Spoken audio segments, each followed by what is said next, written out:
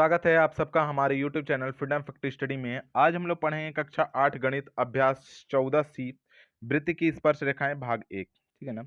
तो पहला सवाल दिया हुआ है कि निम्नलिखित कथनों में सत्य असत्य कथन को अपनी अभ्यास पुस्तिका पर अलग अलग कर कर लिखिए। अलग अलग बताना है कि इसमें क्या होगा। सबसे पहले हम लोग वृत्त बना लेंगे, जैसे जैसा बोलेगा वैसे वैसे बना लेंगे। शायद एक ही वृत्त में सब समेटने की कोशिश करेंगे, ठीक है ना। लेकिन कोशिश करिएगा कि ये अच्छे से समझ लीजिएगा, ठीक है ना। ताकि देखिए, देखने में बस होता है कि यार एक नंबर का आएगा सही और गलत, असत्य सत्य और असत्य। लेकिन ना ये सत्य और सत्य आपके कॉन्सेप्ट को ठीक कर देता है ना, कॉन्सेप्ट बढ़ाता है। आपको समझ में आएगा अगर सत्य असत्य और ऐसे, तो सारी चीजें समझ में आएगी कैसे कैसे क्या चीज हो रहा है, ठीक है ना। तो ये मत समझिएगा कि अरे ये वाला तो छोड़ो वीडियो, इसको क्या देखना है, इसको बस रट के जाएंगे और कर लेंगे, तो ये गलत चीजें हैं, ठीक है ना। जब आप समझे रहेंगे, कॉन्सेप्ट आपका क्लियर रहेगा, तो आप कहीं भी कुछ भी कर सकते हैं। मतलब सवाल पेपर में कैसे भी घुमाएगा तो आप बता दे सकते हैं उसको, ठीक है ना। अब देखिए यहाँ पे दिया हुआ है हमारा क्या चीज। मान लीजिए कि बोला है कि वृत्त, तो हम एक वृत्त बना लिया, इसे स्पर्श कर लिया, ठीक है ना, वृत्त बना लिया। बोल रहा है कि वृत्त को स्पर्श करने वाली रेखा, मान लीजिए हम लोग वृत्त की ये स्पर्श करने वाली रेखा बना लिए, स्पर्श करने वाली रेखा तथा स्पर्श बिंदु, स्पर्श करने वाली रेखा और स्पर्श बिंदु, ये स्पर्श रेखा यम हो जाएगा। और यहाँ मान लीजिए एल एम लिख दें, एल एम, और यहाँ पे बिंदु लिख देते हैं हम लोग, कुछ भी पी लिख देते हैं, ठीक है ना, बिंदु पी। और त्रिज्या मान लीजिए यहाँ से यहाँ तक की, और त्रिज्या, त्रिज्या एक दूसरे पर लंब होते हैं। हाँ, जाहिर सी बात है, ये देखिए ये एक रेखा है, इस पे एक लंब है, और ये सीधे है, इस पे लंब है, तो इसका मतलब ये क्या हो जाएगा, सत्य। ये क्या हो जा रहा है हमारा, सत्य। सत्य एक दूसरे पर लंब होते हैं, तो ये हो जाएगा हमारा सत्य। देखिए ये इस पे लंब है, और इस पे क्या हमारा ये वाला लंब है, ठीक है ना। तो एक दूसरे पे क्या होते हैं, लंब होते हैं, तो ये बात समझ में आ गया, सत्य हो गया। फिर बोला हमारा कि किसी वृत्त की मतलब कि छेदिका उस वृत्त के दो से अधिक बिंदुओं को प्रतिच्छेदित करती है। देखिए कोई भी छेदिका से अधिक बिंदुओं का नहीं। अगर मान लीजिए हम मतलब छेदिका अगर मान लीजिए इस तरीके से बनाए, तो छेदिका एक जगह और दो ही जगह तो स्पर्श करेगा ना, कहीं से भी निकालिए, तीन जगह करेगा क्या, नहीं। तो ये बोल रहा है कि दो से अधिक बिंदुओं को प्रतिच्छेदित करती है, तो ये क्या हो जाएगा, असत्य हो जाएगा। यहाँ पे हो जाएगा हमारा असत्य, ठीक है ना। यहाँ पे हो जाएगा हमारा असत्य, असत्य, ठीक है ना। इस तरीके से इसको देखना है। देखिए हम वैसे जैसे बता रहे हैं वैसे समझते जाएंगे तो आपको बढ़िया समझ में आ जाएगा, पेपर में कोई दिक्कत नहीं होगा, ठीक है ना। तीसरा, किसी वृत्त की, ठीक है ना, किसी वृत्त की स्पर्श रेखा, किसी वृत्त की स्पर्श रेखा, यही स्पर्श रेखा को ले लेते हैं, क्या दिक्कत है। किसी वृत्त की स्पर्श रेखा उस वृत्त को केवल दो बिंदुओं पर प्रतिच्छेदित करती है। नहीं, स्पर्श रेखा कहीं एक ही बिंदु पर प्रतिच्छेदित करती है, दो बिंदुओं पर नहीं। दो बिंदु पर कर देगी तो छेदक हो जाएगी। तो एक बिंदु पर प्रतिच्छेदित करती है, ये गलत लिखा है, ये भी क्या है हमारा, असत्य हो जाएगा। ये भी इससे यहाँ पे लिख देंगे असत्य, ठीक है ना। यहाँ पे हो जाएगा हमारा असत्य, असत्य, असत्य हो गया, ठीक है ना। ये हो जाएगा हमारा असत्य, लिख लीजिएगा, समझ में आया। एक ही बिंदु पर, पिछले सवाल में बताते आया हूँ कि कहीं भी स्पर्श रेखा एक बिंदु पर प्रतिच्छेदित करती है और छेदक रेखा दो जगह पे, ठीक है ना। बात समझ में आ गया। अब देखिए, वृत्त के केंद्र से होकर, वृत्त के केंद्र से होकर, मान लीजिए केंद्र है, इससे होकर कोई भी रेखा जा रही है, इससे होकर, ये होकर उसी जीवा पर खींचा गया, मतलब लंब, मतलब वृत्त के केंद्र से होकर उसकी जीवा पर खींचा गया लंब। मान लीजिए कि ये हमारी जीवा है, और उसके उसके जीवा पर खींचा गया लंब, ये लंब, ठीक ना।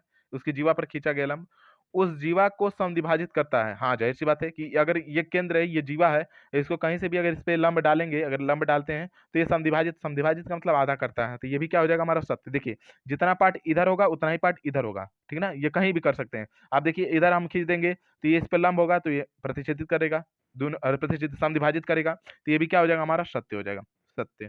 तो दो सत्य था, दो असत्य था। अब ऊपर नीचे अगर सीक्वेंस में नहीं देगा तो गड़बड़ा देंगे आप लोग। तो ये समझने की चीजें हैं, समझिएगा इसको अच्छे से। बात समझ में आ गया।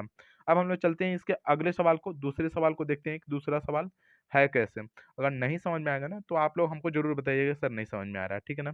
पिछले की वीडियो में रचनाएं थी, मतलब कि हमने बता दिया ऐसे ही, उसमें हमने गोला प्रकार और पेंसिल रबड़ का यूज नहीं किया।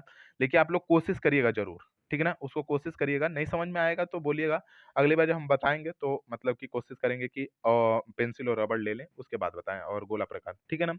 तो अभी तो हम लोग इसको देख लिए, अब हम लोग चलते हैं इसके दूसरे सवाल को देखते हैं कि दूसरा सवाल है कैसे। दूसरा सवाल हमारा दिया हुआ है कि ओ वृत्त का मतलब ओ केंद्र वाला 2.5 सेंटीमीटर त्रिज्या का एक मतलब वृत्त खींचिए। इसमें भी खींचना है भाई वृत्त, इसको भी बनाना है, ठीक है ना। मतलब इस वृत्त पर एक बिंदु, मतलब कि पी लीजिए, एक बिंदु को पी लेना है। त्रिज्या ओपी खींचिए, त्रिज्या हमारा ओपी खींचना है तथा यहाँ पे लिखा है कि रेखाखंड ओपी के बिंदु पी पर लंब है, ओपी के बिंदु पी पर लंब है, पीटी खींचिए, पीटी भी खींच लेंगे, चलिए ठीक है। बोल रहा है कि क्या पीटी वृत्त की स्पर्श रेखा है, पूछ रहा है कि पीटी क्या वृत्त की स्पर्श रेखा है। सबसे पहले हम लोग जो बोल रहा है वो कर लेंगे। 2 सेंटीमीटर त्रिज्या का 2 सेंटीमीटर, ये 2 सेंटीमीटर मान लेते हैं, 2 सेंटीमीटर होगा, 2.2 सेंटीमीटर, 2.5 सेंटीमीटर है, 2.5 सेंटीमीटर, 2.5 सेंटीमीटर का त्रिज्या है, वो वृत्त का केंद्र होगा भैया। अब बोलना हमारा क्या चीज कि पी बिंदु लेते हैं, वृत्त पर यहाँ पे ले लेते हैं पी बिंदु भैया। अब पी बिंदु लेने के बाद बोल रहा है कि एक स्पर्श रेखा खींचनी है, स्पर्श रेखा खींच लेते हैं हमारा। एक स्पर्श रेखा इस तरीके से, यहाँ से स्पर्श एकदम, हाँ स्पर्श रेखा खींच लिया हम लोग। अब स्पर्श रेखा खींचने के बाद बोल रहा है हमारा कि पीटी मतलब कि यहाँ पे जगह टी, मतलब टी मान लेते हैं, ऊपर में चाहे नीचे में कहीं भी टी मान लेते हैं, ये रेखा पूरे टी है, ये बिंदु पी है, अब आप समझ लीजिए। अब बोल रहा है कि क्या पीटी वृत्त की स्पर्श रेखा है, तो हाँ वृत्त की स्पर्श रेखा है, लेकिन बनाएंगे कैसे वो देख लीजिए। इसको लिख देंगे कि ओ वृत्त का, यहाँ पर जगह ओ वृत्त का केंद्र है, ओ वृत्त का केंद्र है। सबसे पहले कुछ ना है तो सबसे पहले तो ये लिख दिया करिए कि ओ वृत्त का केंद्र है, ठीक है ना, ये बात तो समझ में आ गया ना, ओ वृत्त का केंद्र है, ठीक ना।